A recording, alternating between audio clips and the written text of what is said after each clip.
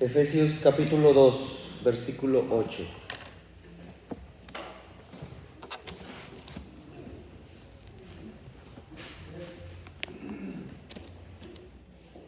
Alguien que se levante y lo lea con voz fuerte, hermanos.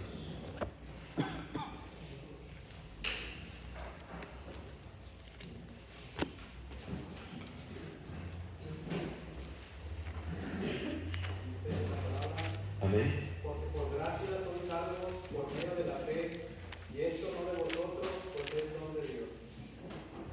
Amén. El 9 también va a ser importante, pero yo quiero llevarlo al versículo 8 de Efesios 2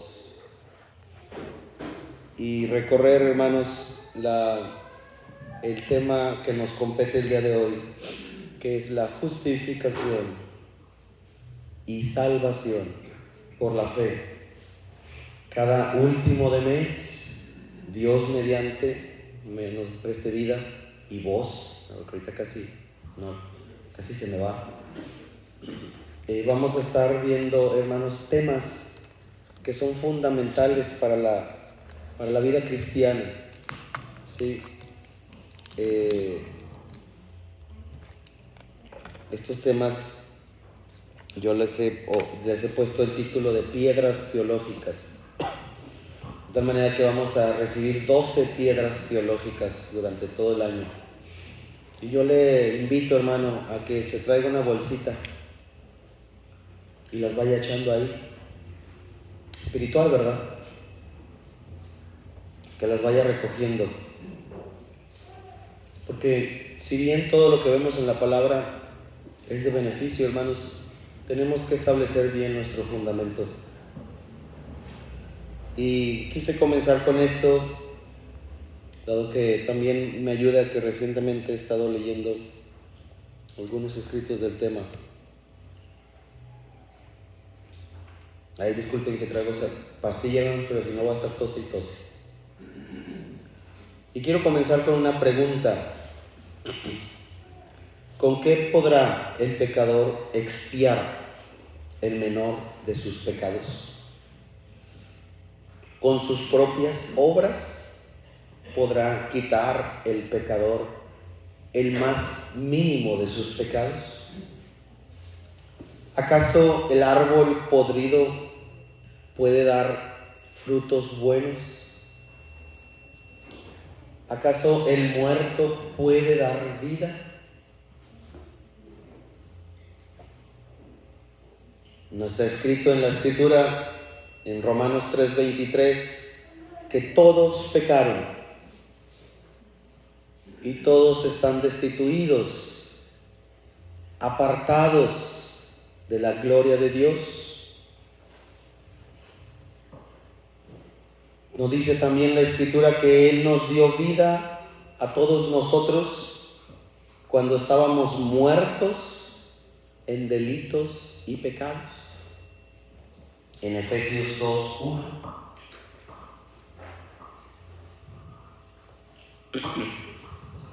Para entrar al tema de la salvación, yo tengo que entender mi condición primero. Y quiero recordarles, hermanos, que esta es una enseñanza quizá más que una predicación. Pero el Señor sabrá si la vuelve predicación.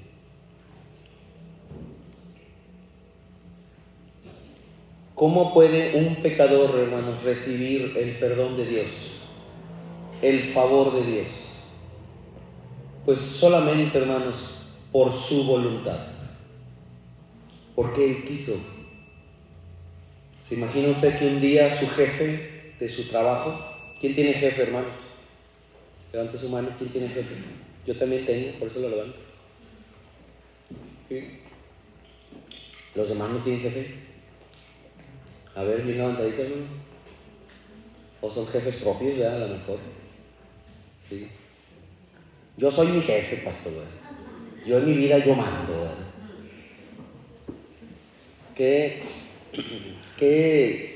Qué cosa tan maravillosa sería que un día nuestro jefe, por su propia voluntad, nos diera un año de sueldo sin trabajarlo. ¿no? ¿Por qué daría algo así el jefe? Pues quién sabe, a lo mejor le están poniendo una pistola en la espalda, ¿verdad? Y usted está delante con otra, ¿no? No se cree. ¿Qué se metería en su cabeza para darle aquello? Bueno, a lo mejor no es el mejor ejemplo el que les doy, pero ¿qué hace que un pecador como nosotros reciba el favor de Dios? Pues es la mera, libre, soberana, pura voluntad de Dios. A veces mi esposa me hace una pregunta. Bueno, a veces me hace muchas. Pero ya me las sé todas, ¿eh? Entonces, ya las sé pescar. Y una vez me dijo, ¿por qué me amas? Sí. Y yo me acuerdo que yo le devolví la pregunta. Y dije, bueno, ¿tú por qué me amas a mí? Zafándome, ¿verdad? No, sí le respondí, no me acuerdo qué tantas cosas románticas le dije, ¿verdad? Y ella me dijo, porque quiero. Y yo creo que me ganó. Sí. Dios, porque Él quiso, porque Él quiere, te ama. A pesar de tu condición, te ama. ¿Pero por qué, pastor? No lo sé. Solo sé que te ama. Como aquel ciego, ¿no? Que le preguntaban, ¿quién te hizo esto? ¿Dónde está? Y el ciego nada más podía responder, mira, no sé ni dónde está ni quién es, pero lo que sí sé es que antes era ciego y ahora veo.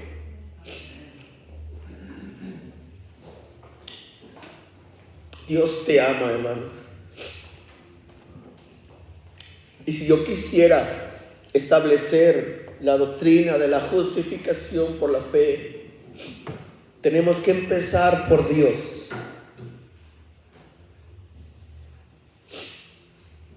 Pero tenemos que entender también nosotros que somos un vil pecador entre los pecadores, para que tú puedas experimentar su amor.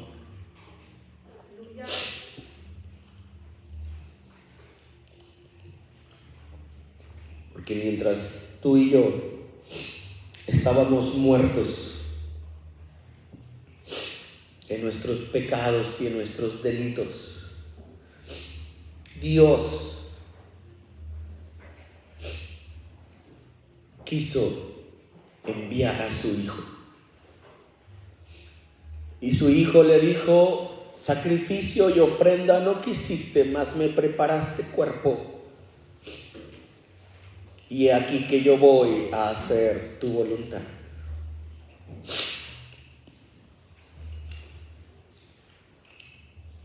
Por tanto, hermanos, tu salvación y la mía la recibimos por la gracia de Dios a través de la fe en Cristo Jesús. No hay absolutamente nada que tú le puedas ofrecer a Dios para que Dios voltee a verte a ti, vil pecador, y diga, mira, esa pequeña luz que tiene lo puede salvar. No hay la más mínima luz en un muerto.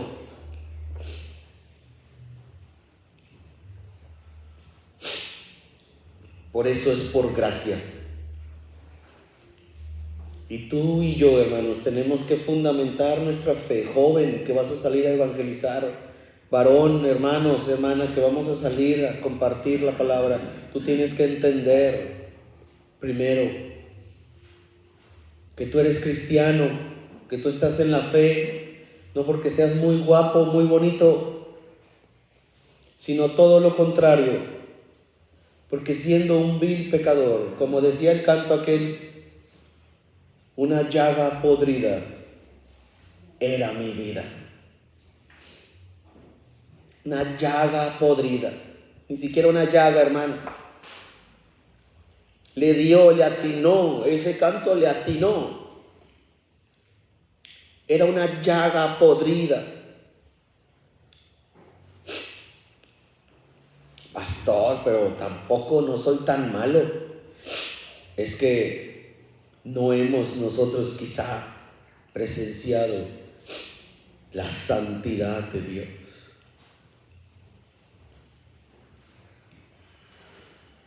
Entonces, por gracia eres salvo. La gracia de Dios, hermano, es la fuente. Y la fe en Cristo es el vehículo. Iba a poner el pintarrón, pero ya no cabe con todo lo que tenemos aquí. Le iba a hacer un dibujo, pero imagínese, hermano, que usted está en sus delitos y sus pecados. Y llegan y le pitan. Y es la gracia. Le está pitando la gracia. Que salga de su casa. Pero la gracia va en el carro. Y ese carro es la fe en Cristo. Entonces le dice, súbete. Ven conmigo ahora. Yo te llevo. Oye, pero ni siquiera te hablé, no tengo ni dinero para pagarte. Ya está todo pagado. Es que mi nombre es Gracia. No ocupas darme nada. Oye, qué lindo carro traes. Sí. Vamos de la mano siempre. Se llama fe. ¿Te subes? Y si usted se sube, hermano, la gracia lo va a conducir a través de la fe al propósito de su vida. Pero si usted no se sube, porque yo sé que hay varios aquí, hermanos, que no se han subido, que creen que se subieron, pero no se han subido. Si tú no te has subido,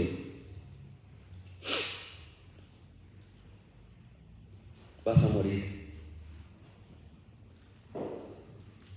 Y no queda más que una expectación horrenda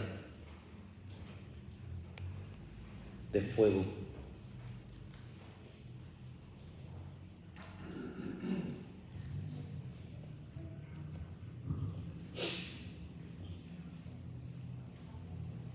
¿Qué debo de reconocer yo para subir? Que eres un pecador. Yo no soy del estilo de predicadores que dice, dígale a su vecino, ¿verdad? Pero hoy lo voy a hacer. Me voy a estrenar. Dígale a su vecino que tiene ahí al lado. Soy un vil pecador, pero Cristo me recogió.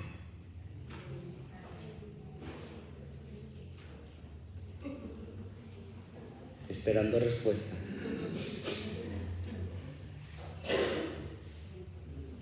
O Cristo lo recogió cuando estaba bien guapetón, hermano. A lo mejor alguien puede decir, bueno, pastor, pues tampoco yo no estaba tan tirado en la calle, ¿verdad? Por cuanto todos pecaron y todos están destituidos de la gloria de Dios. Por tanto, hermanos, yo te quiero advertir, porque va a llegar alguien vestido de gracia, pero no es gracia, y vestido de fe, pero no es fe, que te va a decir que te subas a ese carro, que parece gracia y parece fe, pero no lo es. Entonces yo te tengo que advertir, yo te tengo que dar a través de la palabra 3 puntos. ¿Mediante qué fe eres salvo? como punto 1. Como punto 2, ¿qué resulta de esa salvación? De la fe, por la fe. Y como punto 3, ¿cómo responder a ciertas objeciones? Acuérdense, hermanos, que al final del culto hay preguntas y respuestas por si alguien tiene dudas. No tengo...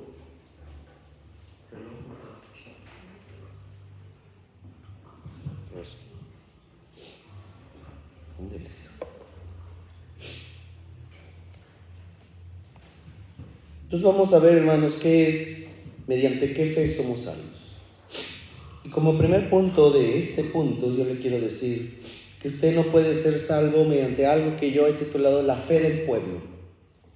¿Cuál es la fe del pueblo, hermano?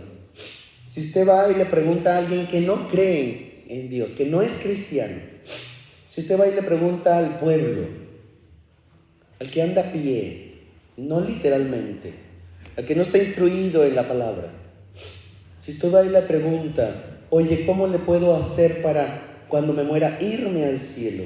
Muy probablemente la fe del pueblo le va a decir, pues pórtate bien. ¿Alguien le ha dicho eso alguna vez?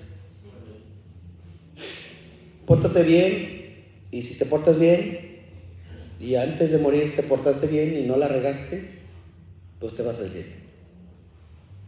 Esa es la fe del pueblo, y esa fe no salva. La otra fe es la fe de un demonio. ¿Cuál es la fe de un demonio? La fe de un demonio es que cree que hay un Dios, ¿sí? La fe de un demonio cree que hay un Dios que practica la gracia en la recompensa y la justicia en el castigo. Conoce a ese Dios. Es más, el demonio incluso cree que Jesús es el Hijo de Dios, el Cristo, el Salvador del mundo. Dicho, esto lo dijo un demonio.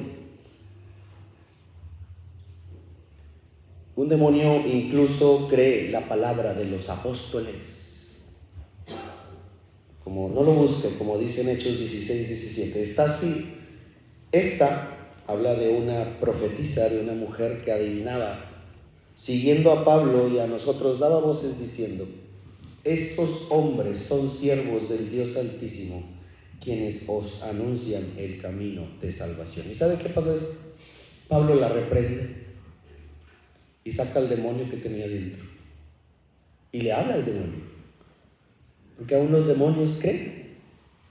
Le creen a Cristo, le creen a Dios y le creen a los apóstoles. Pero no deja de ser la fe de un demonio. Porque la fe de un demonio es fría, es sin corazón. No llega a la conciencia. Solamente llega a la mente, al razonamiento, como 2 más 2 es 4. Así de fría es la fe de un demonio.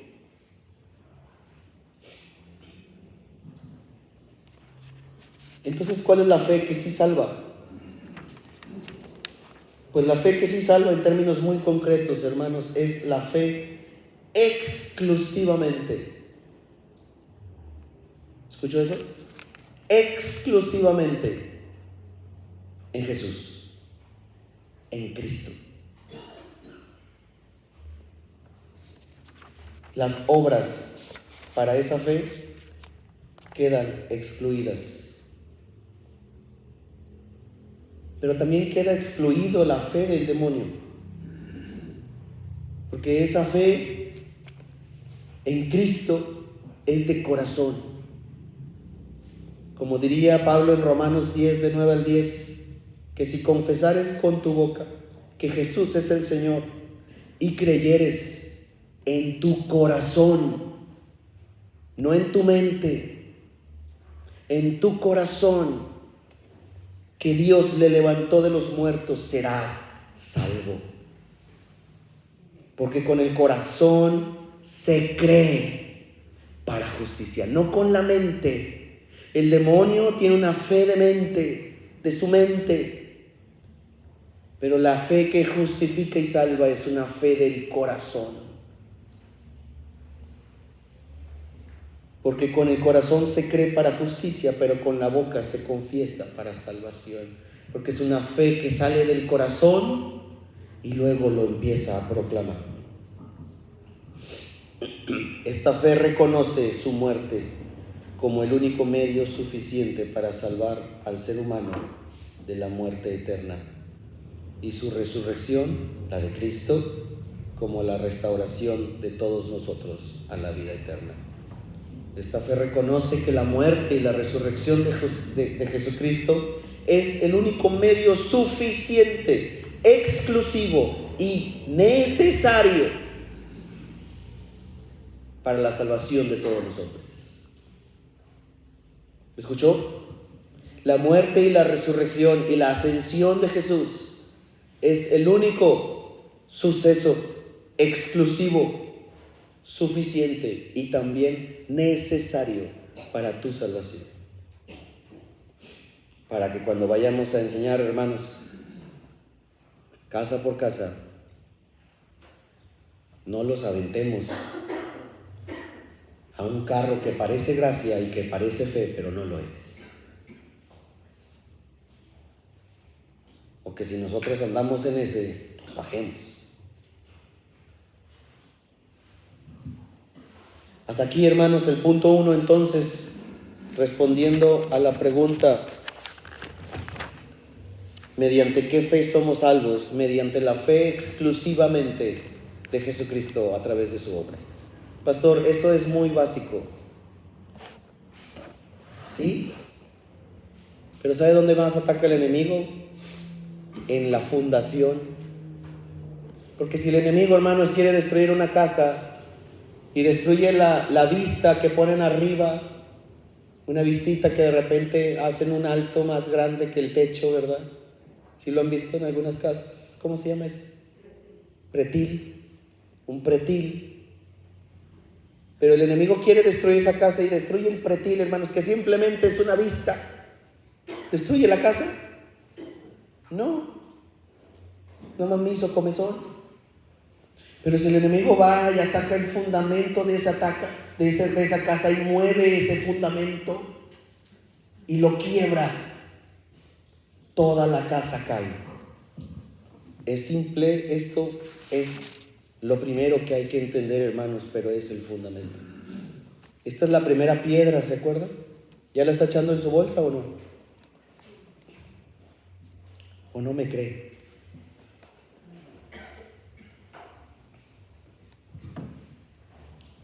¿Y qué resulta como punto 2 de esta salvación? Bueno, que esta salvación, hermanos, es una salvación presente y futura. Leímos en Efesios, por gracia sois. Es presente. Por gracia sois salvos. Pero también es futura.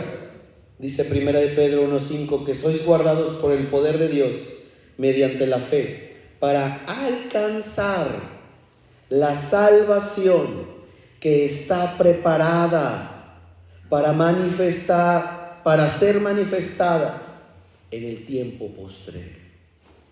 Es una salvación presente que usted la puede vivir, hermanos, en su cuerpo, en su mente, en su corazón, y es una salvación esperada. También, hermanos, las consecuencias de esta salvación es una salvación de sus pecados. Como dice Mateo 1:21, y dará a luz un hijo y llamará su nombre Jesús, porque él salvará a su pueblo de sus pecados. La fe que nos salva te mantiene, hermano, creyendo que sigues siendo una llaga podrida. El canto le atina porque dice, una llaga podrida era mi vida.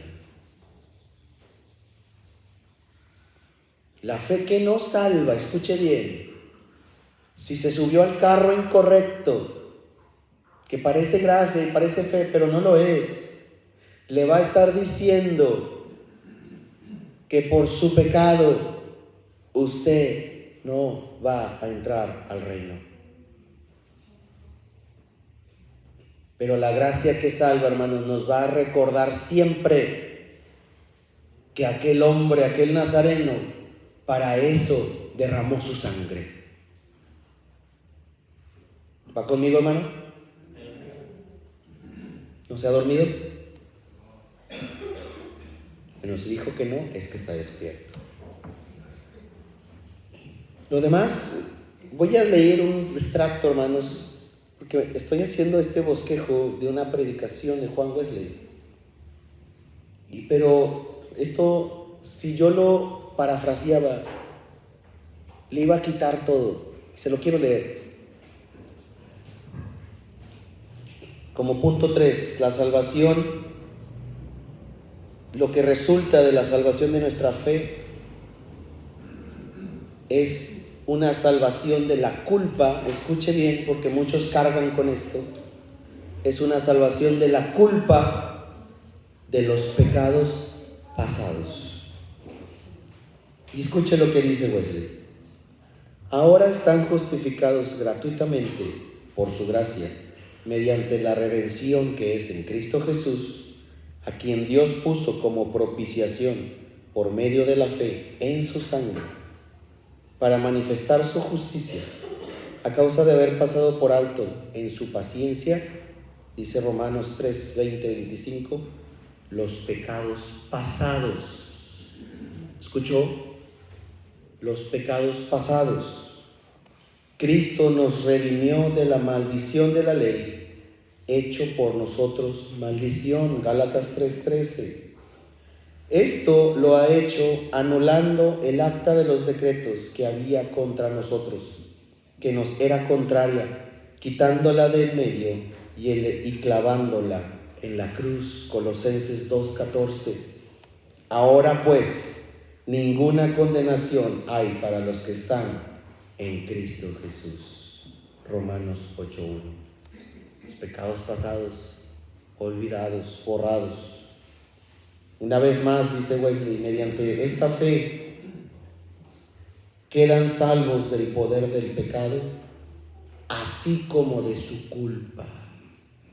¿Escuchó? Del poder del pecado y de la culpa de ese pecado. Así lo afirma el apóstol cuando dice: y sabéis que Él apareció para quitar nuestros pecados, y no hay pecado en Él. Todo aquel que permanece en Él no peca. Y dice además: hijitos, nadie os engañe, el que practica el pecado es del diablo. Primera de Juan 3, 5 al 8. Todo aquel que cree es nacido de Dios. Primera de Juan 5, 1. Y todo aquel que es nacido de Dios no practica el pecado, porque la simiente de Dios, que es Cristo, permanece en él y no puede pecar porque es nacido de Dios. Primera de Juan 3, 9. Y sabemos que todo aquel que ha nacido de Dios no practica el pecado, pues aquel que fue engendrado por Dios le guarda y el maligno no le toca. Primera de Juan 5, 18. Esta parte de Juan es muy retadora, ¿no es así? El que es nacido de Dios no practica el pecado. El que tiene la simiente no peca.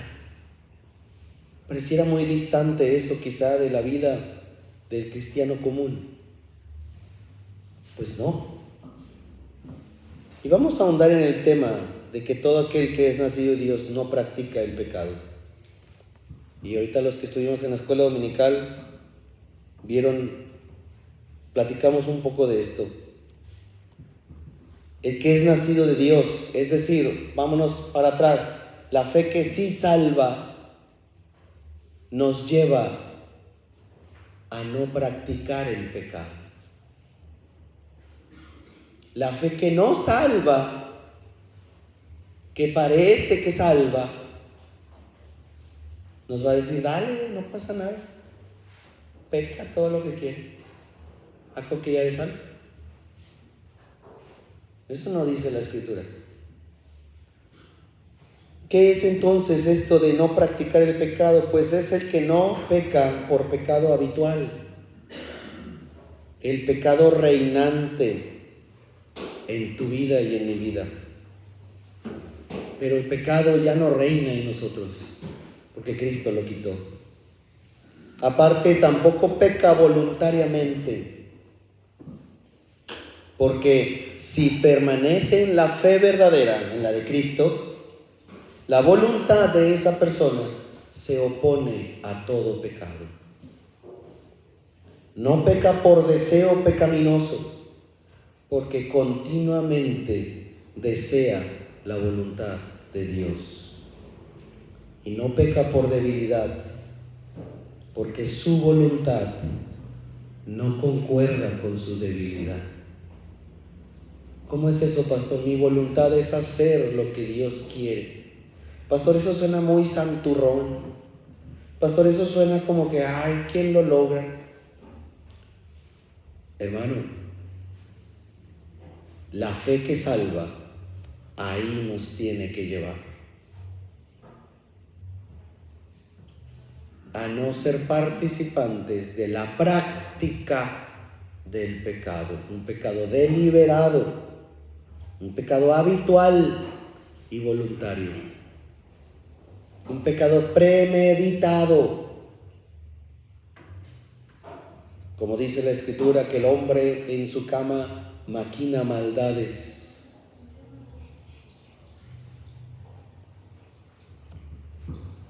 Por tanto, todo aquel que es nacido de Dios, escuchen, no practica el pecado.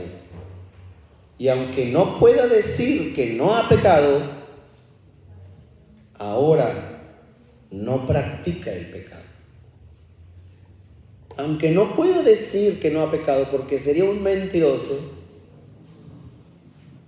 lo que sucede es que no practica tal pecado.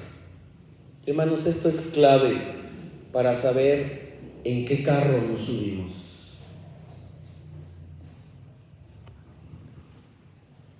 Yo verme al espejo, no literal, y observar si estoy practicando el pecado. Porque el que es nacido de Dios, lo dice Juan, no Luis, no lo dice Luis, lo dice el apóstol Juan, el que es nacido de Dios no practica el pecado. Y dice Wesley, tal, ¿está conmigo, hermano? ¿Ya se durmió? Si ya se durmió, despierta. ¿Sí? ¿Se quiere estirar? ¿No? Unas cachetaditas así. A ver si funciona. Échese agua así. ¿No? Ahí va. Hermano, esto no lo hago para hacerlo sentir mal, ¿verdad? Sí. Esto es oro, hermanos. Esto es oro. Es oro. Como dice Proverbios, oh, si deseases como al oro la sabiduría. Oh, si quisieras tú la sabiduría como quieres el oro. Tal es entonces la salvación mediante la fe, que se da ya en el mundo presente. Una salvación del pecado y de sus consecuencias. Yo le pregunto, ¿usted ha sido salvo de su pecado y de las consecuencias del pecado? Esto es entonces lo que significa justificación. En su sentido más amplio, incluye la liberación de la culpa, y escuche, y del castigo. La liberación de la culpa y del castigo. ¿Quién ha pecado alguna vez en su vida, hermano? Qué mentirosos los demás. Ahí sí sé que son mentirosos. Sí, eso no. Ahí sí sé. ¿Sí? ¿Quién ha experimentado, hermanos, la liberación de la culpa del pecado? Es tremendo. Es un peso de gloria. Es gracia sobre gracia. Que el Señor me vea una llaga podrida desde los cielos y yo traiga todo el peso de la culpa de mi pecado y me acerque a Él y me dé de su gracia y a través de la fe en Cristo me lleva a pastos delicados y me quita la culpa. Como leíamos, bienaventurado aquel a quien Dios no inculpa de pecado.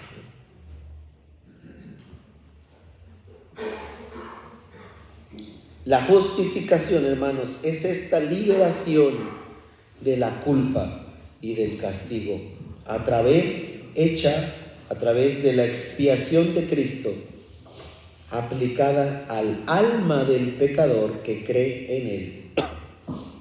E incluye también la liberación del poder del pecado mediante Cristo formado en el corazón de Él.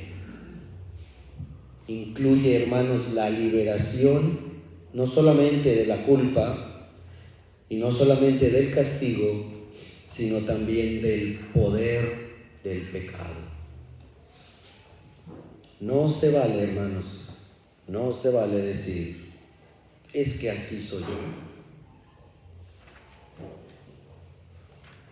El que es nacido de Dios, dice Juan, el que se recostó al pecho de Jesús, el que estuvo al pie de la cruz, el que es nacido de Dios, no practica el pecado.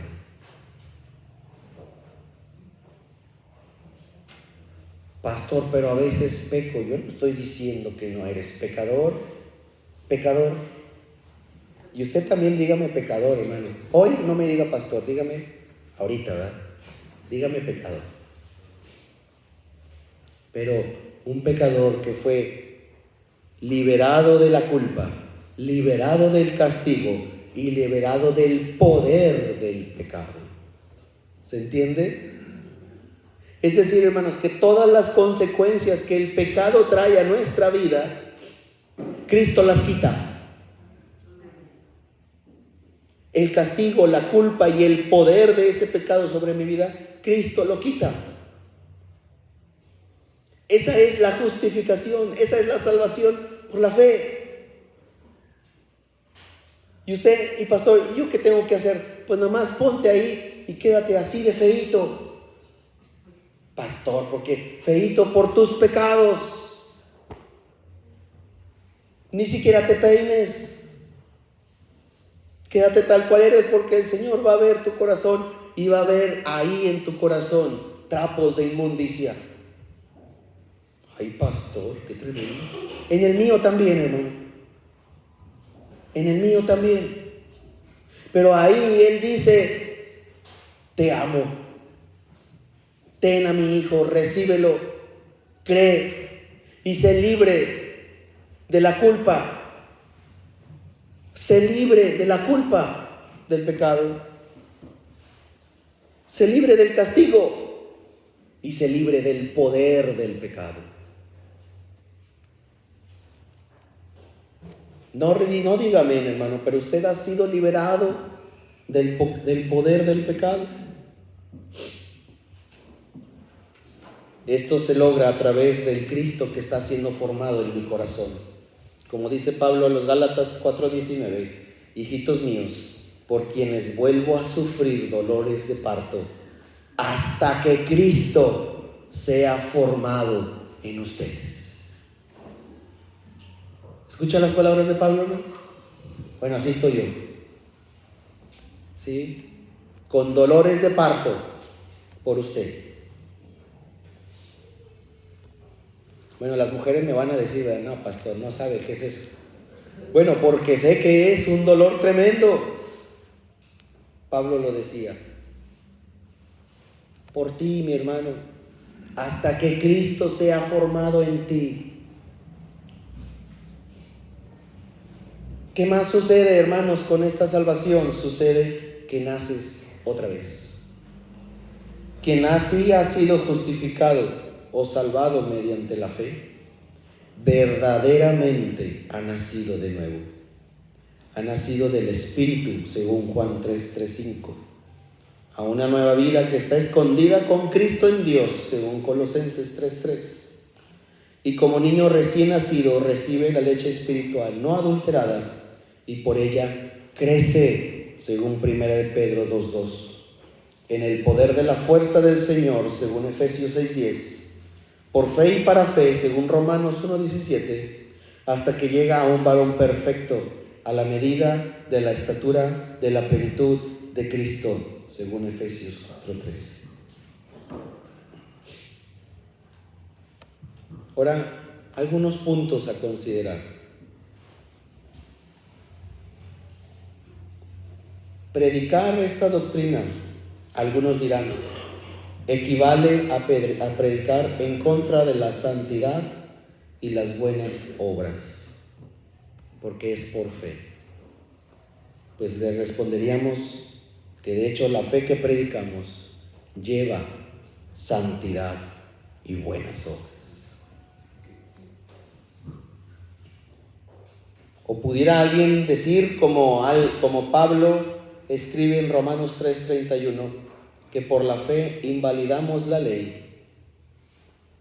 Y responde Pablo, en ninguna manera, sino que la confirmamos. Pues la fe es el único medio en la que la podemos cumplir. La fe es el único medio a través del cual podemos cumplir la ley. No al revés. No primero cumplo y luego recibo la gracia. Primero recibo la gracia y creo, y entonces el Espíritu Santo me capacita para poder cumplir la ley. Quizá pueda decir alguien que esto puede conducir al orgullo, a lo cual se responde que sí puede conducir al orgullo. Dice Romanos 11, 20, 22, bien, por su incredulidad fueron desgajadas. Está hablando de Israel. Israel fue desgajado del buen olivo por su orgullo. Ay, no, yo ya soy salvo. Yo tengo salvación. El pastor a mí me dijo que no es por obras, que es por fe. Yo ya soy salvo. Y salvo me quedo. Y empieza a crecerse contra otros. Bueno, dice Pablo, pues mira, el buen olivo, las ramas del olivo natural fueron cortadas y quitadas, porque les llegó el orgullo, les llegó la soberbia, les llegó la incredulidad. Así que si Dios quitó a las ramas del buen olivo natural y luego tú fuiste injertado como una rama, no del olivo natural, Dios también te puede volver a cortar. Así que el que crea estar firme, mire que no caiga. ¿Dónde está pues la jactancia?, pregunta Pablo. Queda excluida. ¿Por cuál ley? ¿Por la de las obras? No, sino por la ley de la fe. Alguien puede decir, pastor, pero creer que solamente por fe y no por obras puede llevarme a pecar. Pues sí, si no lo has entendido. Como dice Pablo en 6:1 de Romanos, ¿qué pues diremos? ¿Perseveraremos en el pecado para que la gracia abunde? Pues si perseveras en ese pecado, hermano, tu sangre caerá sobre tu propia cabeza. Porque la bondad de Dios te debe conducir al arrepentimiento, y lo hará para quienes son sinceros de corazón. Alguien más puede decir, es imposible salvarse por todo lo que uno haga. O sea, entonces, pastor, si yo hago y eso no, me va a llevar a la desesperanza, porque entonces, ¿qué hago? Pues te va a pasar lo mismo que le pasó a los judíos, como dice en Romanos 10:3, que ignorando la justicia de Dios y procurando establecer la suya propia, no se han sujetado a la justicia de Dios. La justicia de Dios que te puede librar de la desesperanza es Cristo, y que Cristo sea formado en ti. ¿Sabe qué? Duele, cuesta, no es gratis. La fe, la gracia es gratis, pero que Cristo sea formado en ti, hermano, eso cuesta, eso duele. Eso te va a llevar al fregadero de Dios, como dice su palabra, que Él es jabón de lavadero.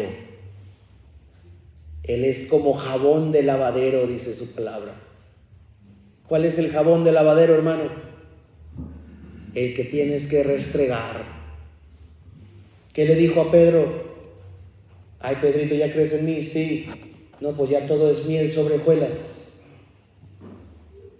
No, le dijo Pedro, Satanás os ha pedido para zarandearos como a trigo.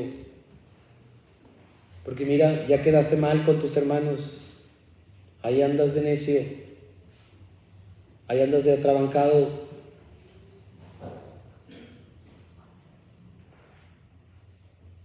Me negaste. Pero yo he rogado al Padre para que tu fe no falte. Así que cuando el Satanás te zarandee, ve y confirma a tus hermanos. La gracia no cuesta, hermano. La gracia que recibimos desde Dios, cuando nos vio esta llaga podrida, cuando la vio, Él me amó y me dio vida en Cristo. Llegó, tocó mi puerta y me dice, yo soy la gracia y vengo en la fe. Te subes. Pero me llevó por un camino, hermano. Y cuando yo iba por ese camino, el camino se empezó a poner de pedregoso, muy incómodo, muy incómodo. Ya no tenía clima ese carro, se le acabó el clima. Tuvimos que abrir las ventanas, pero afuera, hermano, estaba el fuego del infierno. Pero la gracia me llevaba con la fe.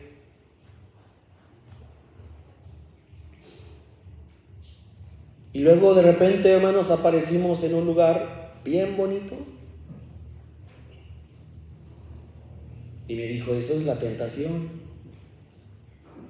¿Quieres bajarte aquí? Porque ya no regreso. O bueno, o como decimos a los que vienen a vender cosas, ¿verdad? Allá a la vuelta. Porque Dios es misericordioso. Y pasamos por la tentación, hermano, y yo tengo que ceder, seguir en ese carro que no tiene calefacción. Porque Cristo tiene que estar formado en mí.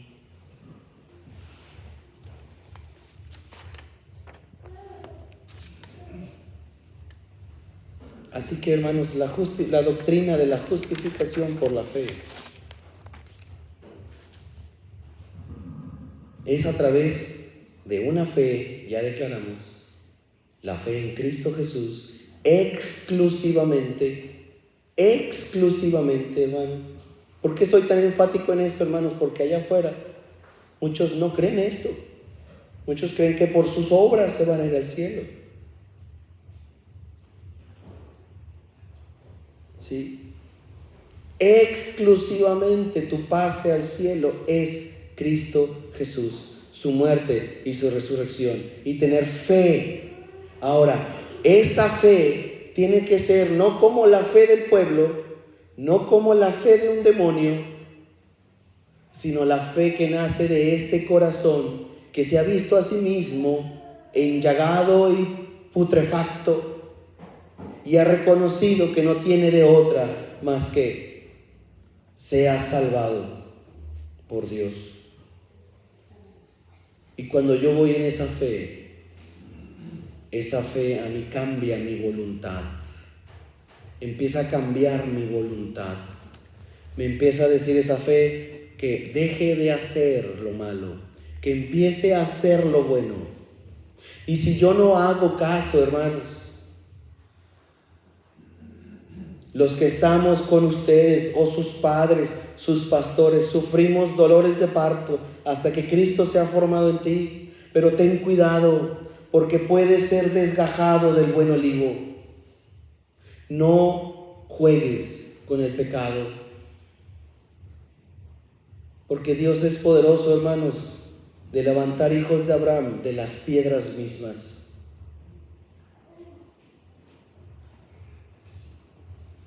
No, el hijo pródigo, hermanos, no fue pródigo toda su vida. Regresó.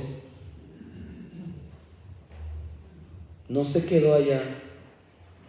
Y si usted anda como hijo pródigo, regrese.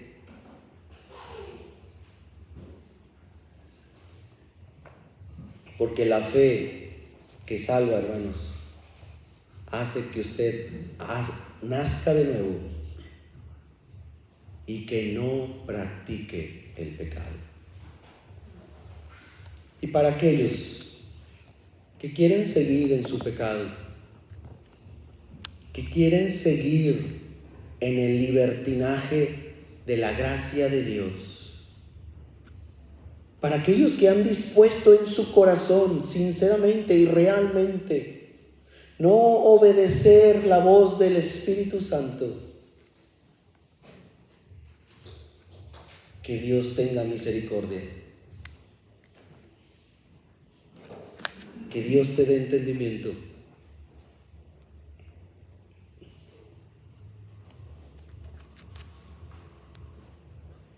Porque por el camino que vas, hermanos, si estás ahí, es un camino de muerte. De tal manera, hermanos, que tenemos esta doctrina firme, que el que cree en Dios, hermanos, que levante manos santas. El que le ha creído a Cristo, hermanos, que limpie sus vestiduras. Como en el libro de Apocalipsis, cuando Juan ve a unos y les dice, le pregunta, ¿y estos quiénes son? Y le responden diciendo, estos son los que han pasado la gran tribulación y han emblanquecido sus vestiduras y sus obras con ellos siguen. Y luego dice que sus buenas obras son esas vestiduras blancas. Pastor, pues no, que no era por obras. No es por obras, pero las obras te siguen cuando tú estás en la fe verdadera. Empiezas a escuchar al Espíritu Santo, empiezas a levantar manos santas, te empiezas a quitar lo podrido de esa llaga empieza a curar. Y ahora solamente queda una cicatriz de una vida pasada y podemos decir, esto era yo antes. Y podemos declarar, esto era yo antes. Pero si usted no puede declarar un antes,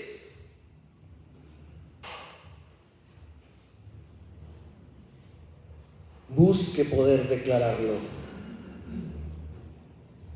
Esto era yo antes. Homicida, patricida, desobediente a mis padres, adúltero, fornicario, mentiroso, chismoso, problemático, avaro,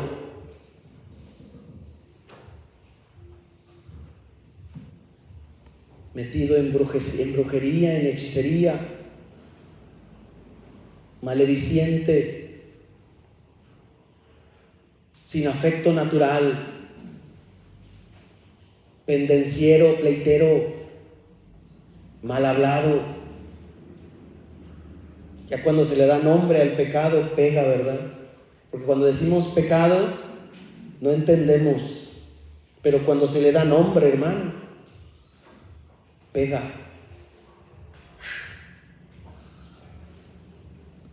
Y dice Pablo, pero esto erais algunos de vosotros, mas ya habéis sido lavados, ya habéis sido santificados, ya habéis sido justificados por la sangre de Cristo. Yo les decía, y con esto acabo, hermanos, ¿ha escuchado alguna vez un testimonio de alguno que salió de las drogas? ¿Que salió del alcohol? Sí. ¿Que salió, yo qué sé, de ser mujeriego? Sí. ¿Del tabaco? Sí. Pero yo les decía que un pastor una vez dijo, yo nunca he escuchado en toda mi vida de pastor alguien que se levante y diga, quiero dar testimonio que Dios me libró del chisme. Es un pecado, hermano. Busque, si usted está ahí, busque salir. Porque Cristo está siendo formado en usted a través del Espíritu Santo. Pastor, ¿y cómo le hago? ¿Cómo le hago para salir de ahí?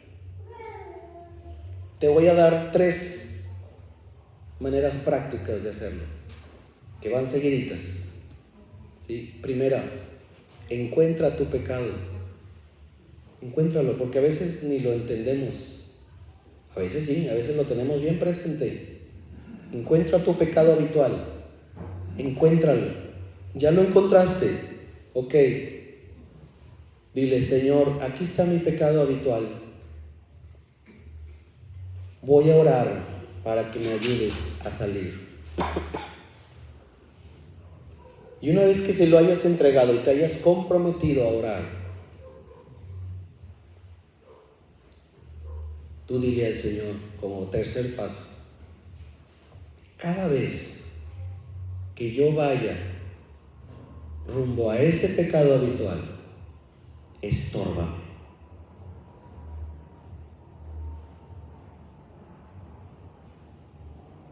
Y líbrame. Como dijera Jesús, líbrame del mal. Líbrame. Que ahí está en el internet, hermano, que está ahí las imágenes que no debe ver. Líbrame, Señor. Que ahí está el contacto con el cual no debe de hablar. Líbrame, Señor.